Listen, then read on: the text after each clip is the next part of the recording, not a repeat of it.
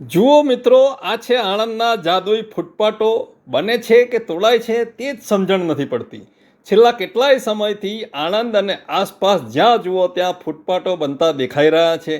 ક્યાંક તોડાય છે તો ક્યાંક નવા નંખાય છે. આ રહસ્ય કોઈને સમજાઈ શકે તેવું છે જ નહીં. જુઓ, આપ નજરે જોઈ શકો છો, સુંદર ફૂટપાથ બનેલો જ છે. આ તમે જોઈ શકો છો. પરંતુ આ બ્લોક અહીંથી આખા તૂટ્યા વિનાના જ ભરી લેવાય છે અને અહીં નવા બ્લોક નાખવામાં આવશે. આ ફૂટપાથનું રહસ્ય કંઈ સમજાય તેવું નથી. આ સારા ફૂટપાથને તોડવાનું કારણ શું હશે? આ બ્લોકને તોડવાનો અહીંથી ક્યાંક લઈ જવાનો ખર્ચો કેટલો ઉઠાવવો પડતો હશે? આ બ્લોક ક્યાં લઈ જવામાં આવતા હશે? તેનો ઉપયોગ ક્યાં અને કેવી રીતના થતો હશે? તે નાગરિકોના પ્રશ્નોના જવાબો રહસ્યમય છે. અને એક સમયે ફૂટપાથ બની પણ જાય તો નવા નક્કોર કરોડોના ખર્ચે બનાવેલા ફૂટપાથો ઉપર ઊભા રહેવા માટે લારી ગલ્લા અને પાથરણાવાળાઓની લાંબી કતાર લાઇનમાં જ ઊભી હોય છે.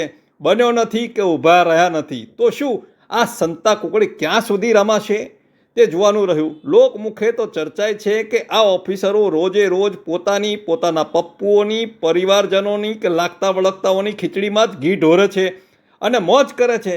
ખરેખર આ બ્લોક ઉપરા છાપરી નાખવા પાછળનું કારણ લોકમુખે ચર્ચાય છે તેવું જ હશે કે પછી પોતાના પપ્પુઓને કામમાં લગાડવા માટે ઘણીવાર નેતાઓ ટેન્ડરો પાસ કરે છે અને હું બાવો અને મંગળદાસવારી કરી સરકારી તિજોરિયાના તળિયા ઝટક કરાય છે.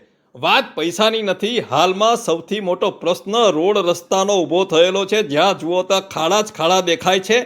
કેટલાક નવા બનાયેલા રોડ 10 દિવસની અંદર છોતરા ઉડી ગયા. ઘણા રહસ્યો જલ્દી ખુલી જાય છે, ઘણામાં વર્ષો વીતી જાય છે. જોઈએ આનું શું થાય છે. આપનો હરીશ બ્રહ્મભટ્ટ. વંદે માતરમ. ભારત માતા.